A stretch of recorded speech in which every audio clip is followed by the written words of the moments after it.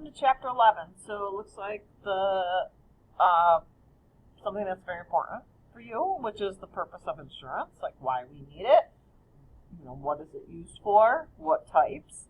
So again, when you're going through the first beginning questions, again, yours may be in a different order, please click on the e-text pages of the chapter as you're going through. My suggestion is you should be kind of reading the chapters first, so you can kind of know what to do. And when you're done, you just click the arrow and it will go through the topics. And if you see it, they're labeled pretty good. So use the e-text pages. So this one's the purpose of insurance. This one's talking about risk management, and I just had that up a second ago.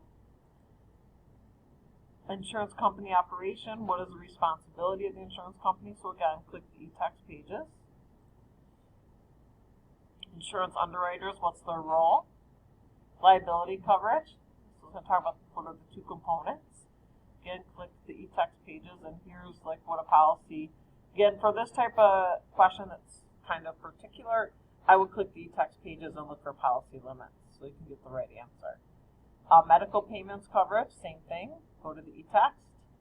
Auto insurance coverage, go to your e-text pages for that. Same thing on premiums. Car accident, what steps you should take. Again, you might think you're right in your steps, but the textbook might tell you some proper ways to handle that. So again, click the e-text. Cash value insurance, what that means. Homeowner's policy, what is replacement cost of a home. Personal property insurance is typically insured under your homeowner's policy. So again, look that up using the e-text. Homeowner's premium, again, look in the e-text. Reducing home insurance premiums, I would use the e-text portion to be safe. Renter's insurance, I really have to say, I know this has nothing to do with these questions, but any of you, if you're ever going to rent, even like in college, get renter's insurance. It's really cheap, like a couple $100 a year, depending on what coverage you want. But if you get into an apartment complex, they're going to require it anyway, so they won't even rent to you unless you prove you have coverage. So again, it just covers your belongings.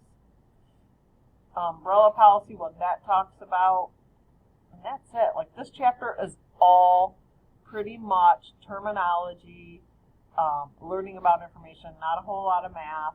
So again, a lot of these same questions will appear on the quiz, and again, mine are in different order. So just like look back to the e-text pages. I just can't stress it enough, because when I'm seeing some grades, I can tell people aren't looking at. But right here is the umbrella personal liability policy, and it provides additional personal liability coverage. This type of policy is intended to provide additional insurance, not to replace the other policies.